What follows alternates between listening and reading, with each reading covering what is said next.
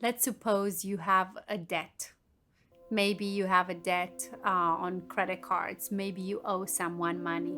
But let's suppose you have a debt of a couple of hundred of $1,000. Let's suppose you have a debt for $500,000. And one day the person who you owe the money says, I forgive you. There's no need to pay me back. There's no need to pay me back. There is no need because you're forgiven. How amazing would that be? You had $500,000 in debt, and now that person says, nope, you can keep those money. Wouldn't you just be so thankful?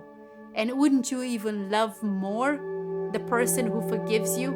You would just be probably in ninth heaven because you were forgiving a lot. But let's suppose you have a debt of $200 and that person says, I forgive you. You'll still be excited, you'll still be thankful, but maybe not the same because the difference between $200 and $500,000 is huge. Whoever has been forgiven a lot will love a lot. This is what Jesus said about a woman. A woman came to him and she just poured oil on his feet and she put this expensive perfume. And people were really upset. Judas and people around him were upset because that perfume would have been used, if it would have been sold, would have been used to just provide a lot of help for a lot of people.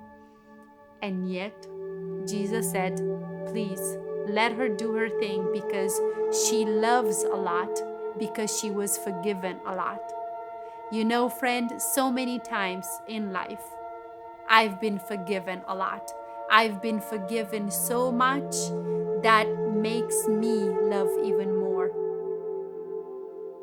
I've been forgiven and God has healed and changed my life tremendously. So therefore, I have no choice but to love a lot because I messed up big time over and over and over and over and over again. And He had grace and He had mercy and He just cared to wait on me to come back and to just say, I'm sorry, I will not do it again. I'm sorry, I didn't know what I was doing. When people say, I have done this a lot, then I'll say, great. That means your capacity to love is bigger. That means your capacity to love God and people, it's even bigger because you messed up a lot. If you would be perfect, if you didn't mess up at all, if you just were so good and mighty and holy, your capacity to love would be little. The more you are broken, friend, the more you allow God to work in your life. And I'm not saying this so you can just go ahead and be sinning or breaking people or just do evil things. Not at all, because that will just defeat the purpose. No, I'm just saying this. If you messed up and you did it because you were naive, you're unconscious, you were just taken advantage of, it's okay. God can change that situation, and you, my friend, you will love more because you've been forgiven more. There is a saying that I really love, and it's actually a word, and it's called kintsuroi or something like that. It's a Japanese word, and it's basically the art of pottery, that when something breaks, it becomes even more beautiful because now it's being repaired with gold.